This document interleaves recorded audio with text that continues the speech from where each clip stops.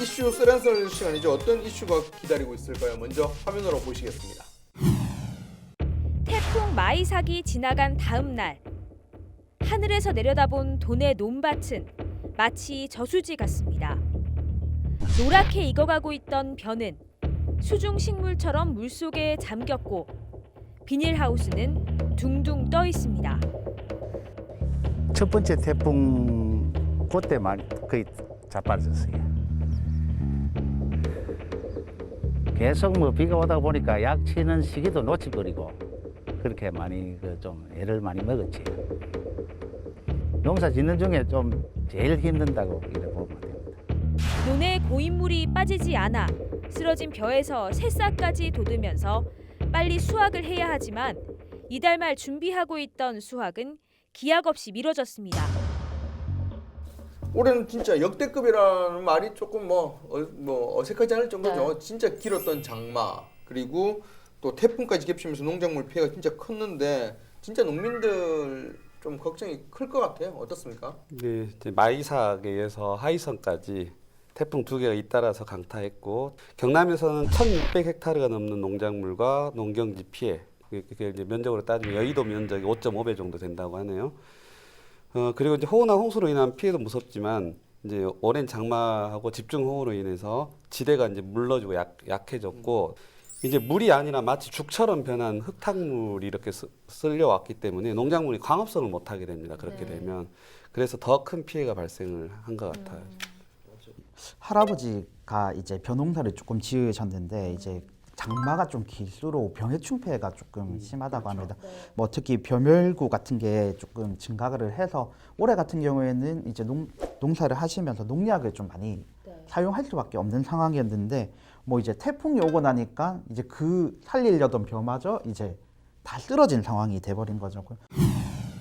뭐 비가 오다 보니까 땅도 마르지도 안 하고 그런 상태입니다. 지금. 거의 대가 이제 서급부 가지고 땅에 앉아 물속에 있다 보니 서급비 가지고 기계에 안 올라오는 거지.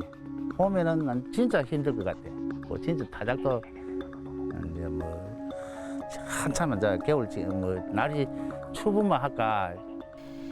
여기에 더해서 이제 과수농가 피해도 좀 많이 컸습니다. 저희 지역 같은 경우는 얼음골 사과가 재배되는 곳이 밀양인데요. 그런데 이번에 하이선 그리고 그 마이삭이 비도 많이 뿌리고 바람도 굉장히 셌잖아요. 특히 마이삭 때 바람이 굉장히 셌는데 그때 골바람이 불면서 산 중턱에 있는 산 좀 위쪽에 있는 그 사과 농가들은 거의 한 70-80% 이상 피해를 봤고요. 이번 그 태풍 피해 말고도 이전에 또 냉해 피해도 이미 한번 겪으셨어요. 그래서 냉해 때문에 그 열매를 맺는 것도 어렵사리 이렇게 키워놨는데 이제 이번에 또 장마 때문에 사과 또 탄저병이 생겼다고 합니다. 그래서 이거는 아예 뭐 사과 즙으로 사용할 수 없는 정도. 그래서 그냥 다 버려야 되는. 그러니까 이렇게 해서 이제 거의 수확을 11월쯤에 수확이니까 수확을 앞두고 있었는데 그나마 멀쩡한 것들도 다 이제 떨어져 버리는 상황이 돼서 굉장히 안타까워들 하셨고요. 일단 이제 이렇게 그럼 사과나무가 쓰러지면 벼처럼 세우면 안 되냐라고 생각할 수도 있어요. 근데 이게 사과나무 같은 경우는 쓰러지면서 이미 뿌리가 끊어진 상태로 쓰러져 버립니다. 그래서 결국은 고사를 해버린다고 하더라고요. 그래서 세울 수가 없는 상황이고, 그러니까 지금 왜 뭐 사과 세우는 작업 막 그런 지원들이 나가잖아요. 이게 뒤처리를 하기 위해 세워가지고 이제 그 사과를 수거해 간다 그러더라고요. 그러니까 이제 나무 같은 경우는 어떻게 생각하시면 되냐면 밖에 가지가 나와 있잖아요. 그 가지만큼의 뿌리가 밑에 있어요. 그러니까 아까 말한 것처럼 얘가 한번 끊어져 버리면 이제 붓기고 힘들 뿐더러 그리고 이제 일부 살릴 수 있는 나무들도 파이프를 다시 받고 새롭게 나무를 다시 심는 것처럼 흙을 파서 다시 이게 굳히고 해야 되는데 그렇게 하고 나서도 3-4년 동안 이 뿌리가 활착할 수 있는 기간이 필요하기 때문에 그 전에 사과 나무를 심어서 열매가 맺을 때까지 기다린 거하고 또 3-4년 합하면 10년 정도를 그냥 회사가 잘린 걸로 보시면 되는 거죠. 그러니까 뭐 심각한 거죠. 올라와서 이 나무 넘어진 거 보고 그냥 차 돌리고 집으로 바로 갔습니다. 보기 싫었어. 마음이 보고만 좀 자꾸 마음이 더 아플 것 같았어. 그냥 집으로 바로 갔어. 이런 나무 같으면 지금 이게 지금 5년생인데 그럼 심으면 아직까지 내년에 심으면 제 나이가 가면 그때 60몇 대는데 참 지금 생각하면 그렇습니다. 이렇게 한숨을 오랫동안 쉬시는 게 계속 사과 농사만 또 지어오셨던 분이고 그 위치가 딱 사과 농사에 적합했기 때문에 부지를 사셨던 거거든요. 그러면 다른 농사를 짓기도 애매하잖아요. 바꿀 수가 없는. 예, 그리고 결국은 또 다른 사과 농사를 지으려면 모종을 사야 될 것이고 키워야 될 것이고 또 거기에 투자가 돼야 되는 부분이고 그렇다 보니까 다른 농사를 지어도 대출 받아야 하고 또 그냥 사과 농사를 지어도 결국 투자를 해야 되고 결국은 돈이 들 수밖에 없는 상황인 거고 참 막막할 것 같습니다. 그럼 이런 분들을 위해서 지원이나 이런 부분은 피해 보상 이런 것들은 어떻게 되는 겁니까?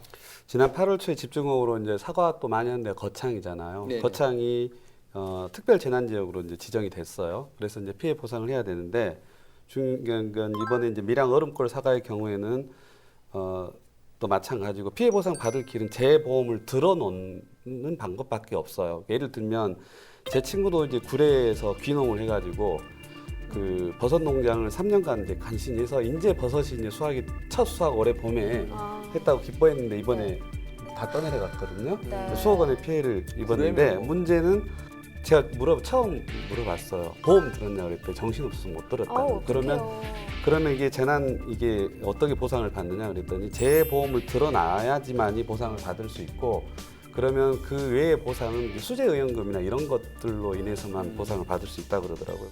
뭐 이제 저희가 요즘에 정부가 천재지변으로 인한 농작물 피해 같은 경우에는 이제 제어의 보험을 조금 일원화해서 지원을 하고 있는 상황입니다. 뭐 농림부와 농협이 이제 매년 농민들에게 가입 신청을 받고 있는데 뭐 이제 피해가 있을 경우에는 보험료는 이제 보장 수준에 조금 차이가 있습니다. 뭐 이제 국가가 이제 뭐 최대 60%까지 지원하는 경우도 있고 추가적으로 뭐 지자체에서 광역이나 기초 지자체에서 지원하는 경우도 있습니다. 그 외에도 이제 본인이 어느 정도 부담을 해야 되기 때문에 본인이 보통 20% 이하로 이제 지금 부담을 하고 있는 상황입니다.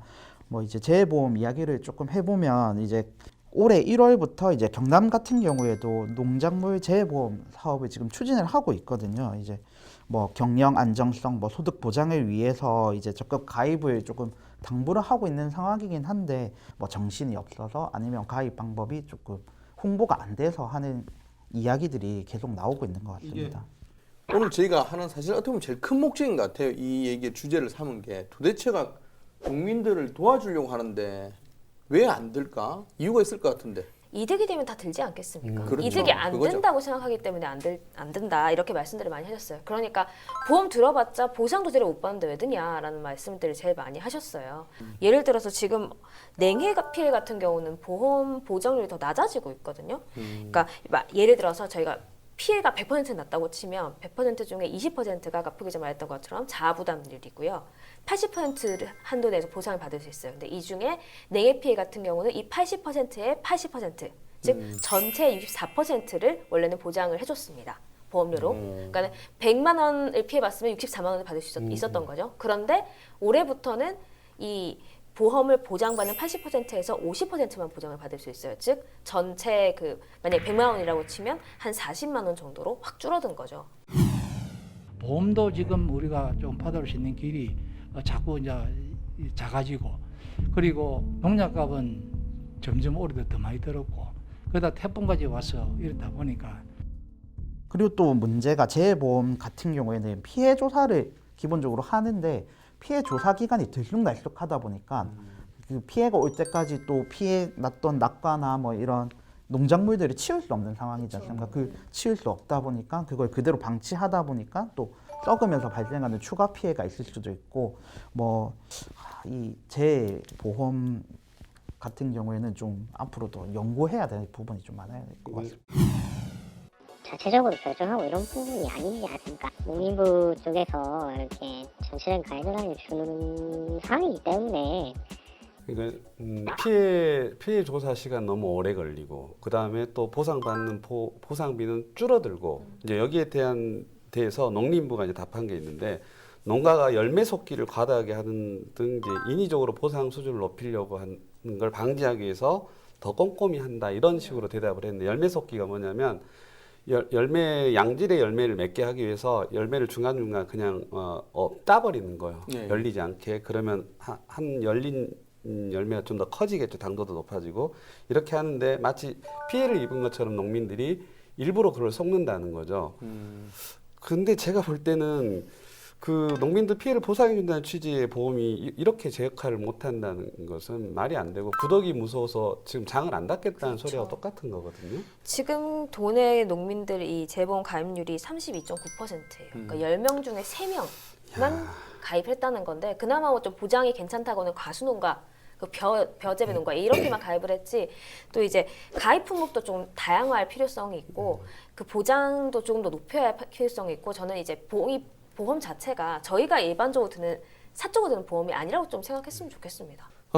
이번에 이제 이슈 썰연설에서는 그동안에 많이 지적이 되어 왔고 이번에 또 변함없이 지적이 되어 왔던 이 농민들의 재보험 문제점에 대해서 이야기를 나눠봤는데요.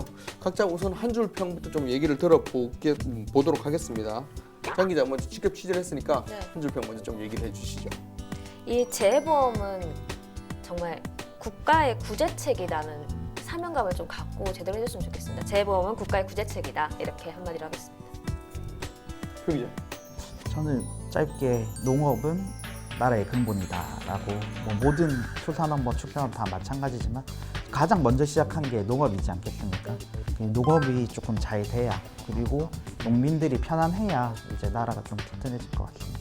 신토부리 뭐 이런 꽤 오래전에 꽤 많이 얘기했던 것 같은데 요즘에 신토부리 단어가 좀 많이 변색돼서 신나는 토요일 뭐 이렇게 많이 변하다 보니까 알겠습니다. 교수님. 농작물은 무기입니다.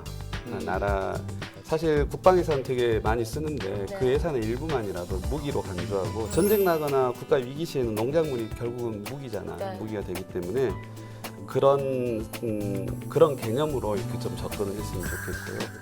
그렇기 때문에 좀 더 특별한 대접, 특별한 관리를 해주는 것이 너무 당연하다고 생각이 됩니다. 네. 저희 기자회견 방송은 동영상 채널을 통해 다시 보실 수 있습니다. 저희가 전해드린 이슈에 대해서 다양한 의견 많이 달아주시기를 바라겠습니다. 네, 뜨거운 가슴과 차가운 시선으로 도민 여러분들 위해 눈치 보지 않고 속 시원하게 할 말은 하겠습니다. 열혈 기자들이 전해드린 100% 리얼 취재 뒷담화 쇼 경남 기자회견 오늘은 여기까지 진행하겠습니다. 자, 그러면 다 함께 한번 외쳐보겠습니다. 늘 마무리하는 멘트 있죠? 네. 자, 거침없는 기자들의 리얼 취재 뒷담화 쇼!